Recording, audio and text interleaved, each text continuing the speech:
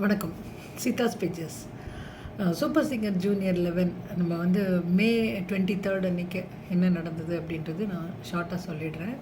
Next 24த்தையும் சேர்த்து சொல்ல போகிறேன். ஸோ 23 அன்றைக்கி பிரியங்கா வந்து ரீஜாயின் பண்ணிட்டாங்க. ஸோ கோதண்டம் எக்ஸிஸ்ட். ஸோ அவர் வெளியில் போயிட்டார் கோதண்டம், பிரியங்கா உள்ளே வந்துட்டாங்க. ஸோ இவங்க வந்து இப்போது ஜட்ஜஸும் வந்துட்டாங்க. சித்ரமா, அனுராதா ஸ்ரீராம் அண்ட் டி இமான் வந்திருக்காங்க. ஸோ இப்போ நடுவில் வந்து சித்ரா தான் நடுவில் இருக்கிறாங்க. இமானுக்கும் அனுராதா ஸ்ரீராமுக்கும் 2 குரூப்பாக பிரிக்கிறாங்க குழந்தைங்கள.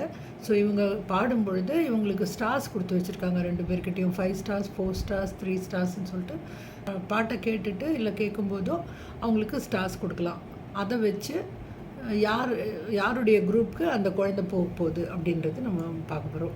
ஸோ அந்த மாதிரி ஒன்று அரேஞ்ச்மெண்ட் பண்ணியிருக்காங்க. ஸோ ஃபஸ்ட்டு இங்கே வந்து பாட வந்ததுன்னு பார்த்தீங்கன்னா நெய்வேலி வைஷ்ணவன். அவர் வந்து அண்ணா தாடுறார் ஒத்திக்கோ ஒத்திக்கோ அந்த பாட்டு ரொம்ப அழகாக பண்ணார், ரொம்ப நல்லா பண்ணார். ஃபஸ்ட்டு எடுத்த உடனே ஒரு நல்ல ஒரு வைபோட ஒரு ஓப்பன் அப்படின்னு தான் நான் சொல்லுவேன். ஏன்னா இது ஒரு சின்ன குழந்தைங்க வந்து இதை எடுத்து ரொம்ப ஒரு ஸ்டேஜ் ஃபியரே இல்லை. இந்த வார்த்தைகள்லாம் அந்த கிளாரிட்டி ரொம்ப அழகாக இருந்தது அவருக்கு. மொத்தத்தில் ரொம்ப நல்லாவே பாடினார் அவர். ஸ்ரீநிதி அப்படி வந்தாங்க, கல்பாக்கம்னு நினைக்கிறேன். இவங்க வந்து ஒரியா பாட்டு ஒன்று, அங்கபத்தின்னு ஒரு பாட்டு, அந்த பாட்டு பாடி காமிச்சாங்க. அவங்களுக்கு வந்து நிறைய லாங்குவேஜஸில் பாட தெரியும் அப்படின்னு சொல்லிட்டு இதை பாடி காமிச்சாங்க. இவங்க பாடினது வந்து ரோசா பூ ஆடி வந்தது அந்த பாட்டு. இது ரொம்ப டிஃப்ரெண்ட்டான பாட்டு தான். இதை அவங்க சூஸ் பண்ணியிருக்காங்க. எதுக்குடா இதை சூஸ் பண்ணாங்கன்னு நினச்சா ரொம்ப அழகாக பண்ணாங்க, எக்ஸ்ட்ராடனரியாக பண்ணாங்க, ரொம்ப அழகாக பண்ணாங்க. அடுத்தது வந்து டெனின் பர்னோ. இவருக்கு தான் ஒரு பேக் ஸ்டோரி பயங்கரமாக போச்சு. இவங்க அப்பா வந்து 20 இயர்ஸ்க்கு முன்னாடி அனுராதா ஸ்ரீராமுடைய குரூப்பில் இருந்து அனுராதா ஸ்ரீராம்னால் வெளியேற்றப்பட்டார் அப்படின்னு சொல்லிட்டு அவங்கள போட்டு ரொம்ப கலாட்டா பண்ணி எடுத்துட்டாங்க. உங்களால் அவர் லைஃப் போயிடுச்சு, நீங்கள் தான் அவரை வெளியில் அனுப்பிச்சிட்டிங்கன்னு ரொம்ப அதுக்கு பிராயச்சித்தம் தேடிக்கிங்க, இந்த பையனுக்கு கூப்பிட்டு வந்து கொடுங்கன்னு அந்த மாதிரி ரொம்ப அவங்களுக்கு கலாட்டா பண்ணாங்க. ஸோ பட் அவங்க சொன்னாங்க இன்னும் நான் தான் ரொம்ப என்கரேஜ் பண்ணேன், அவரை கேட்டு பாருங்கன்னெலாம் சொல்லிட்டு இருந்தாங்க. So that was very funny. பர்னோ எடுத்த பாட்டு வந்து ரொம்ப ஹை பிச் தான். நீலவான ஓடையில் நீந்துகின்ற வெண்ணிலா அந்த பாட்டு. அந்த குரல் வந்து இன்னும் அது இந்த உடஞ்சி மெச்சூர்ட் குரல் வரல, இன்னும் அந்த குழந்தை குரல் தான் இருக்குது. அந்த குரல்லையே ரொம்ப அழகாக பண்ணார். அதுக்கு அடுத்ததாக சேஜல் வந்தாங்க. இது ஒரு குட்டி பொண்ணு, 6 வயசு பொண்ணு. இவங்க வந்து பூனமல்லியிலேருந்து வந்திருக்காங்க. இவங்க வந்து அந்த செல்லம்மா செல்லம்மா அப்படின்ற ஒரு பாட்டு நல்லா பாடினாங்க. இவங்களும் ரொம்ப அழகாக பாடினாங்க.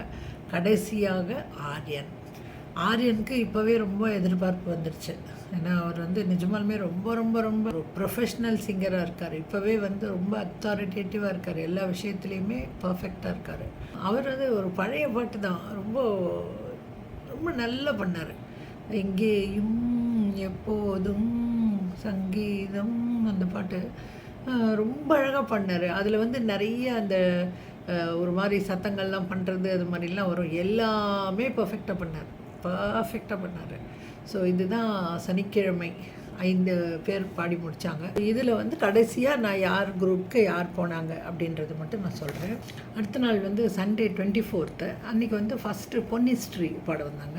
நல்லாட்டும் பூங்காற்று நான் அல்லவா அந்த பாட்டு. அது வந்து இவங்க எல்லாருமே கொஞ்சம் டிஃப்ரெண்ட் கைண்ட், ரொம்ப பாப்புலர் அப்படின்னு சொல்ல முடியாது, ரொம்ப அப்படியே ஹிட்டான பாட்டுன்னு சொல்ல முடியாது, பாப்புலரான பாட்டு அந்த மாதிரி. பட் வந்து கொஞ்சம் சேலஞ்சிங்காக இருக்கிற மாதிரி எடுத்திருக்காங்க. இவங்க ரொம்ப அழகாக பாடினாங்க. இவங்க இது வந்து எனக்கு இவங்கள பாடினதில் என்ன தோணுச்சுன்னா ரொம்ப கான்ஃபிடென்ஸ் இருக்குது உங்களுக்கு, ரொம்ப கான்ஃபிடெண்ட்டாக பாடினாங்க. அதே மாதிரி எமோஷன்ஸ் ரொம்ப அழகாக வந்தது அவங்க பாடும்பொழுது. இது வந்து அந்த எங்கெல்லாம் அந்த சோகம் வரணுமோ அதெல்லாம் ரொம்ப நல்லா வந்தது. அதே மாதிரி சங்கதியெல்லாம் அழகாக போட்டாங்க. உச்சரிப்பும் ரொம்ப க்ளீனாக இருக்குது, ரொம்ப நல்ல வாய்ஸு, டோட்டலி ரொம்ப நல்லா இருந்தது இவங்க பாடினது. ஸோ இவங்களுக்கு அடுத்தது புதுக்கோட்டை சர்வேஸ்வரன் வந்தார். 4th ஸ்டாண்டர்ட் படிக்கிறார் அவர் வந்து குருவாயூரப்பா குருவாயூரப்பா அந்த பாட்டு பாடினார். இந்த குழந்தைக்கு ஒரு குறைபாடோட, பார்வை குறைபாடோடு வந்திருக்கிற ஒரு குழந்தை. எனக்கு இந்த பாட்டு இவ்வளோ அழகாக பாடினோடனே எனக்கு இவ்வளோ ஒரு திறமை இந்த குழந்தைக்கு. ஆனால் இந்த மாதிரி ஒரு குறை இருக்கிறத அதை போக்கி வச்சுட்டு இந்த ஒரு திறமை இந்த குழந்தைய எங்கேயோ கொண்டு போகும் அப்படின்னு தோணுச்சு. அந்த பாட்டை கேட்கும்போது என்ன அறியாமல் எனக்கு கண்ணில் தண்ணி வந்துகிட்டே இருந்தது. ரொம்ப நல்லா பண்ணார், சந்தோஷப்படுறாரு. அவங்க சித்ராம்மா கமெண்ட் வேணுன்ற மாதிரி வெயிட் பண்ணிகிட்டு இருந்தார். சித்ராம்மா கமெண்ட் போட்டு அப்படியே கையை தட்டிக்கிறாரு. அதுக்கப்புறம் அவங்க தன் கூட பாடணுன்றதுல ரொம்ப கீனாக இருந்தார். அவங்க பாட சொல்லி அவங்க கூட சேர்ந்து பாடிட்டு அப்படியே ஒரு சந்தோஷப்பட்டார். நிச்சயமாக இந்த குழந்தை ரொம்ப பெரிய இடத்துக்கு போகணும் அப்படின்னு தான் நான் நினைக்கிறேன். மிகப்பெரிய உயரங்களை தொடும் அப்படின்னு தொடுவார் இவர் அப்படின்னு நான் நம்புகிறேன். நல்ல திறமை இருக்குது. ரொம்ப கிட்டிஷாக இருக்கார். இன்னும் 4th தானே. இப்போவே இவ்வளோ நல்லா பாடுறாருன்னா நல்ல ட்ரைனிங் கொடுத்தா நிச்சயமாக அவர் ரொம்ப நல்லா வருவார் அப்படின்னு நல்லா தெரியுது நமக்கு. அதுக்குள்ளே சத்யா ஆஸ் யூஷுவல் அவர் ஜாக்சன் வந்துட்டு அவர் இந்த 20 குழந்தைங்களுக்கும் சோனி ப்ளூடூத் ஹெட்செட் அதை ப்ரெசண்ட்டாக கொடுக்க போகிறேன், 20 பேருக்கும் கொடுக்குறேன் அப்படின்னு சொல்லிட்டு போனார். அடுத்தது மெலோடியன் ஒரு வாயாடி பையன்.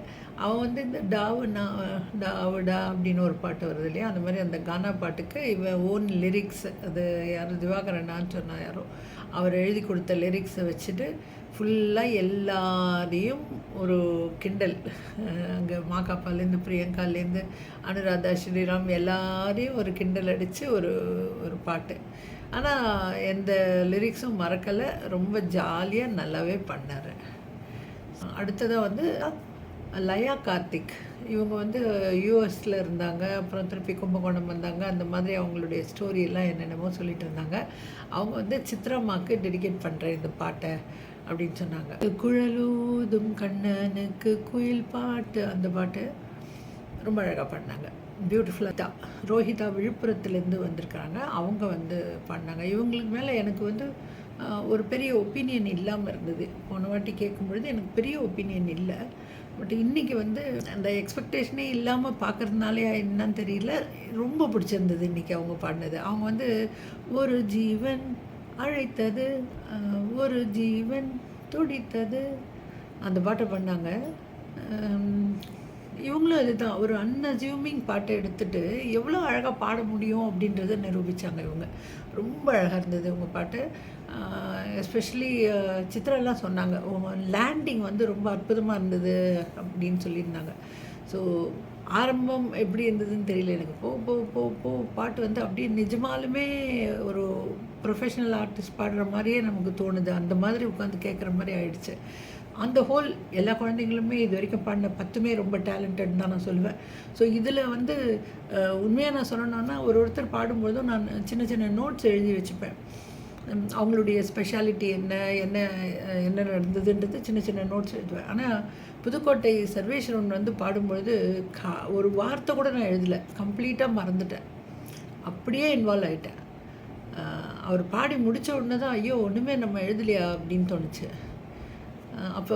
அதுக்கப்புறமா தான் நான் இதெல்லாம் சொல்கிறேனே தவிர ஒன்றுமே எழுதலை நான். அது அந்த அளவுக்கு அற்புதமாக பாடினார் அவர்.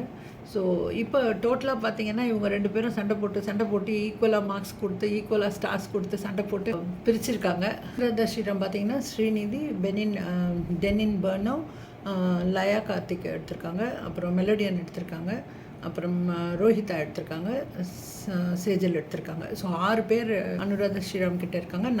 இமான் பார்த்தீங்கன்னா 4 பேர் தான் செலக்ட் பண்ணியிருக்காரு. அதாவது வைஷ்ணவன் செலக்ட் பண்ணார், ஆரியன் செலக்ட் பண்ணியிருக்காரு, பொன்னிஸ்ரீ செலக்ட் பண்ணியிருக்காரு, புதுக்கோட்டை சர்வேஸ்வரன், இவங்க 4 பேர் இமான் எடுத்திருக்காரு. So Saturday Sunday next episode பார்க்கும்போது திருப்பியும் 10 பேர் பாடி 10 பேர் 2 சைடும் வந்துடுவாங்க அப்படின்னு எதிர்பார்க்கலாம். ஸோ இது நான் சொல்ல வந்தது இதில் என்னென்னா, நான் இந்த ப்ரோக்ராம் பார்க்குறது என்னமோ ஆரம்பிக்கிறது நான் ஒரு ரிவ்யூ பண்ணணுன்ற நோக்கத்தோடு தான் ஆரம்பித்தேன். ஆனால் பொதுவாகவே பாட்டு எனக்கு ரொம்ப பிடிக்கும், அப்படியே மூழ்கிடுறேன், அது ஒன்று. ஆனால் இந்த ஜூனியர்ஸ் பாடும்பொழுது நமக்கு அது ஒரு பாட்டு கேட்குற வேலை மட்டும் கிடையாது. இது நமக்கு ஒரு ரெஃப்ரெஷ்மெண்ட், ஒரு மெடிடேஷன் மாதிரி தான் இருக்குது. ஸோ இதை தவறாமல் அடுத்த சாட்டர்டே அண்ட் சண்டே எபிசோட் பார்த்துட்டு மீண்டும் உங்களை சந்திக்கிறேன். நன்றி, வணக்கம்.